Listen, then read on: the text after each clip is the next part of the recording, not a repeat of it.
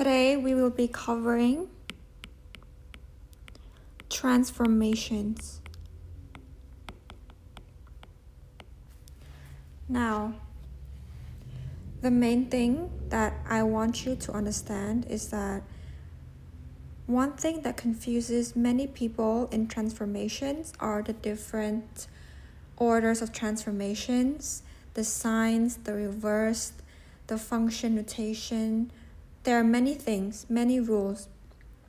And a lot of students would often try to remember when they start covering the topic of transformations. Many of us would try to remember the formulas in the textbook for the function notations, such as what this means, what this means. They try to memorize that this means it is a dilation from the y-axis, and they try to remember that this is a dilation from the x-axis. But this method, personally, I think does not work. I mean, if it works for you, sure. But when I was learning this, trying to remember all of this stuff just confused me even more. I spent a lot of time trying to understand transformation, but I just kept going back and forth because it just didn't click. What really helped me understand transformation was first understanding how each transformation affects the shape of my graph and why.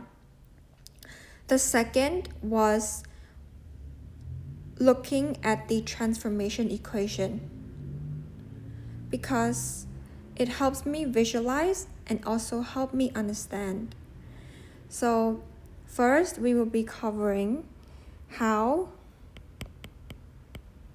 transformations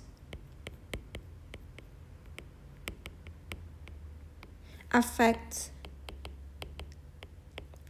the shape of your graph. So an easy example is a quadratic. Y equals fx. And fx, let's say, is equal to x squared. Right? Okay. So the first and the most simple transformation is a translation.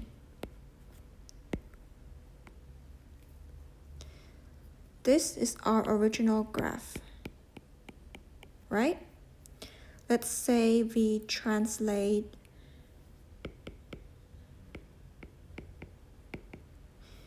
two units right. Then, let's say our point here would go there. Our point here would go here.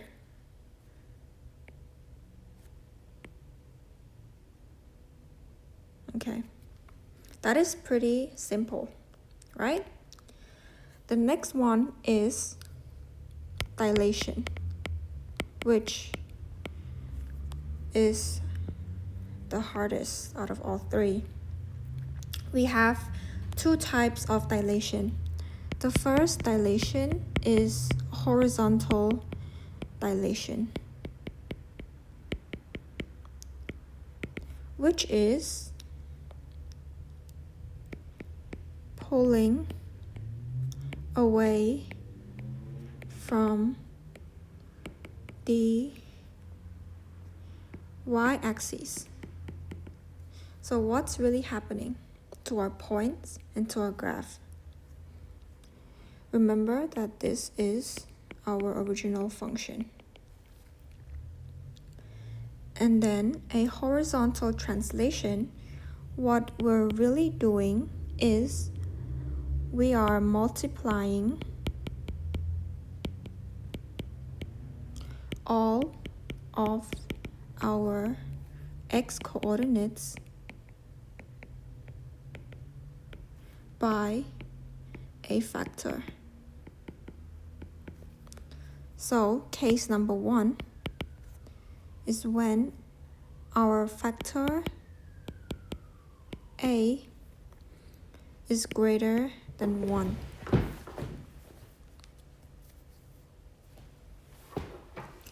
In this case,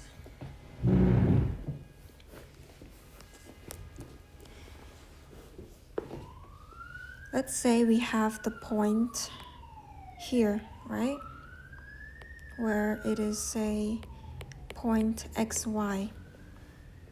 And then with a horizontal dilation, we are multiplying all of our x coordinate by a factor. So let's say our factor is 2, by a factor of 2. Then we would translate it, we would multiply this x value here by 2. This would then move our point here. Why? Because you multiplied the x by 2. So then our point here become here.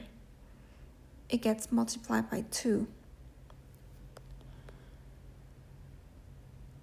Whereas this point here, let's move this up a little bit. This point here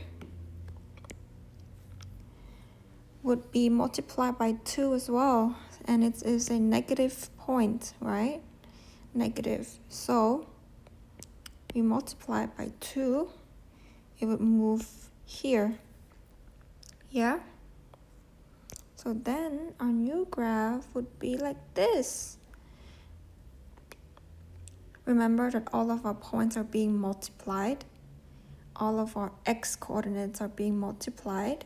So you can see how it is stretched out like that. That is why we say it is a horizontal dilation or a horizontal stretch. Or the most common way Vika likes to call it is a dilation from the y-axis, because it is pulling away from the y-axis. But what happens when our factor is less than 1? When our factor is less than 1, let us observe that. Let's say that this is our original graph. And this is our xy coordinate. With a horizontal dilation,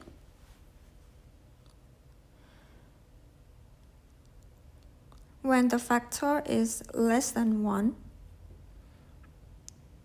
we are for example, let's say the factor is, right? Our factor is 1 on 2. Then we would multiply this right here by 1 on 2. That would bring us here. Why? Because we're halving the point. Similarly, this point here, the negative x coordinate, would get halved as well, and it would go here. Okay? So it would be like this. Okay, let me try that again because that's not symmetrical.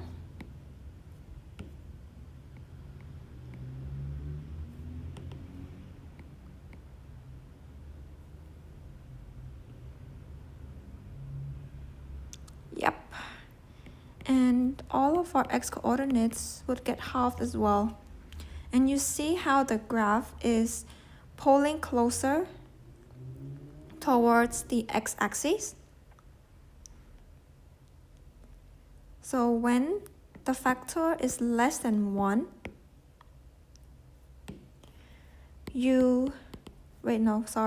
pulling closer to the y-axis. So then it is a dilation from the y-axis by a factor of a less than 1. That pulls you closer to the y-axis.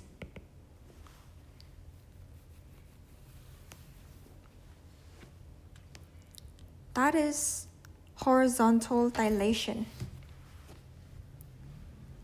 Moving on, we have vertical dilation. A vertical dilation means dilation from the x-axis. Why? Because we are multiplying our y-coordinates by a factor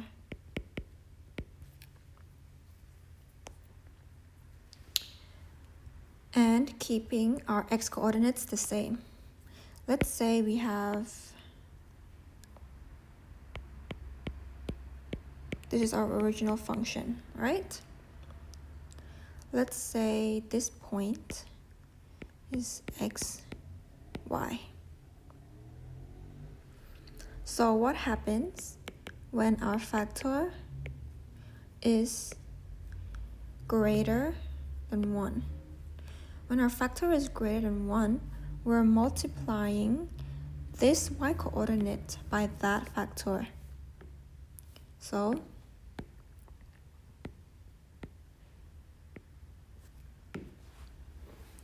our point here would become, let's say here, because we're multiplying it and we're increasing our y-coordinate while our x-coordinate remains the same. Yep. So this point here similarly also gets multiplied and increases and becomes here, right? So then it becomes like this.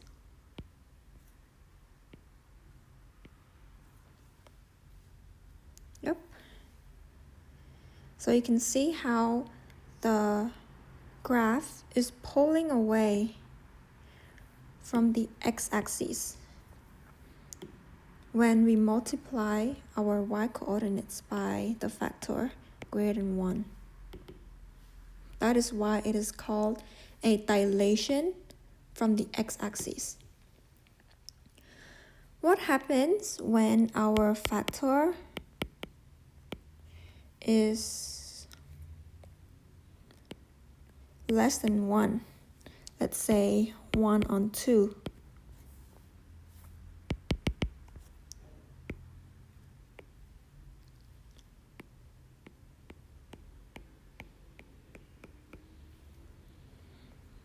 Hold on.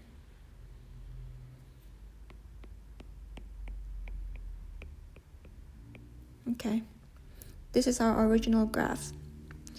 Let's say we have this point right here, x, y.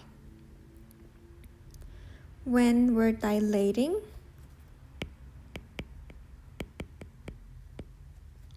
by a factor of 1 on 2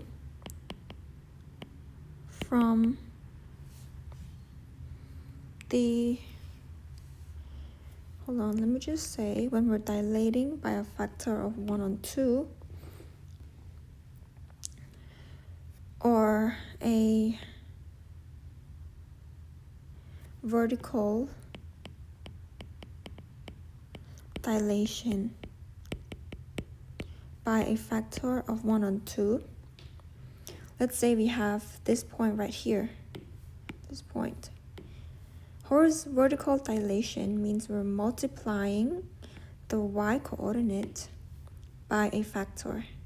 And when that factor is 1 on 2, we multiply this y-coordinate by 1 on 2, which means we're basically halving that y-coordinate. So then this point here would become this point here. Let's say we have another point here. That point there would become this point here. So it would be like this. Remember, all of our points are being halved. All of our y-coordinates are being halved, while all of our x-coordinates remain the same. So you notice how the graph is pulling closer towards the x-axis, even though we're multiplying our y-coordinate. That is why it is called a dilation from the x-axis. Because even though we're multiplying, in both cases, even though we're multiplying our y-coordinates, our x-coordinates remain the same, and our graphs moves away from the x-axis or pulls closer towards the x-axis. That is why it's called a dilation from the x-axis.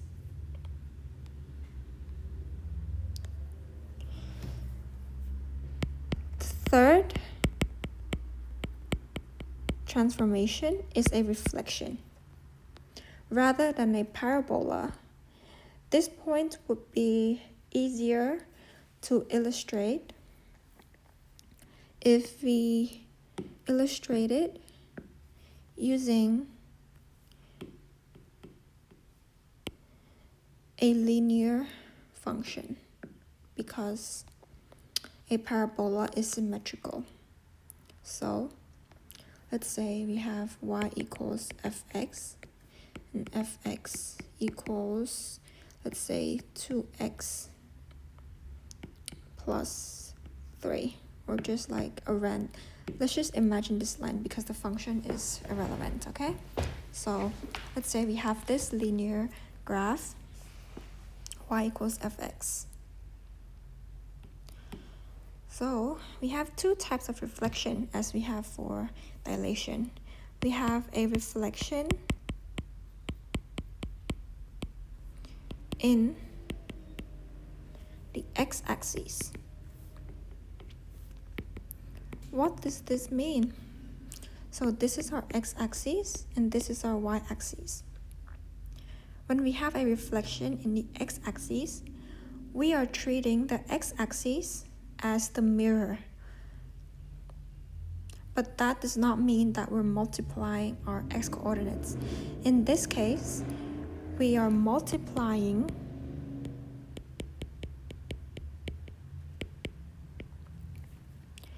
our y-coordinates by -1. Let's say we have this point right here,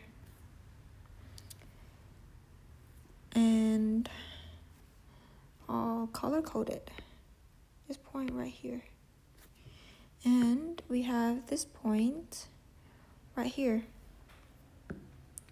When, let's say that this point right here is x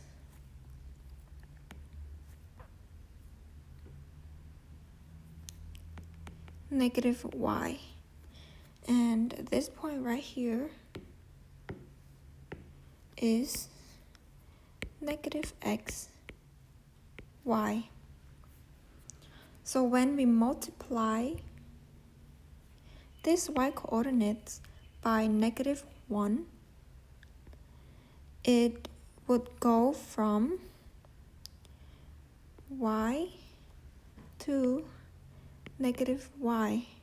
So that point becomes this point, and our x coordinates remain the same. So this point would become negative x, negative y.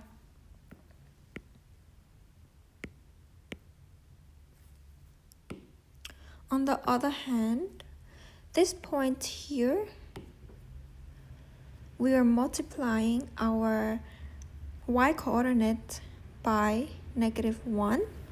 So this point here, this y coordinate gets multiplied by -1, while our x coordinate remains the same. Okay, so multiply this, the magnitude remains the same, while our signs flip. So we basically flip this across the x-axis, giving us this. And our x coordinate remains the same. So this becomes x, y. So then our line becomes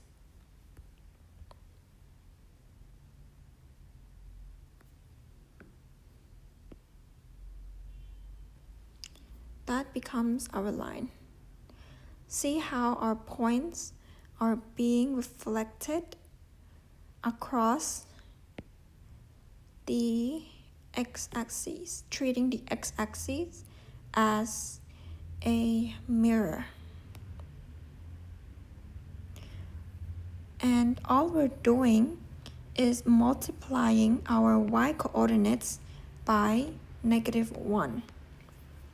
What about a reflection in the y-axis? In this case, we are multiplying our x coordinates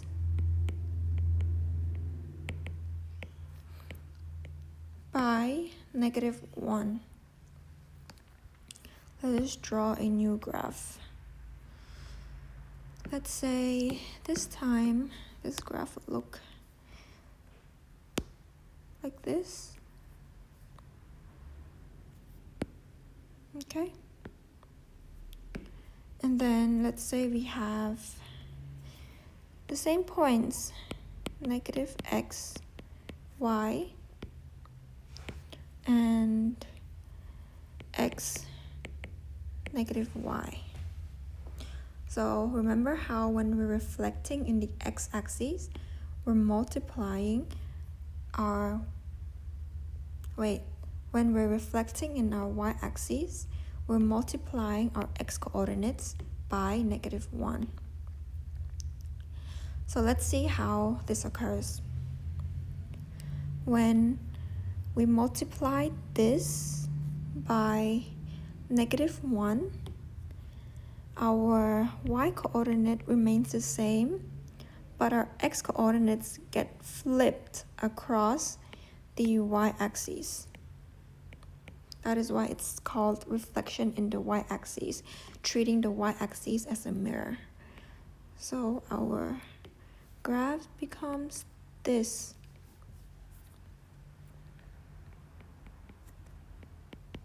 Okay. So this becomes x, y. Whereas this point right here, we're multiplying our x coordinate by -1, so it becomes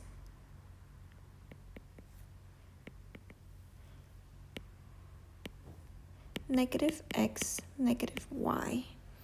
It gets reflected across the y-axis when we multiply our x coordinate by -1.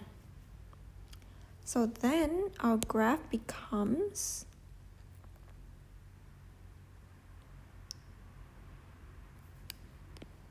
this. The points are being reflected across the y-axis. So then the graphs also gets reflected because intuitively, yeah, the points make up the whole graph. So when you connect everything, the whole graph gets reflected across the y-axis. So those are our main types of reflections. I want you to get very comfortable with visualizing how each type of transformations affect the shape of your graph before moving on to trying to tackle transformation equations and identifying and describing transformations. Because by being able to visualize how each transformation affects your graph, things just get a lot easier. So in our next lesson, we will be focusing and moving on to transformation equation.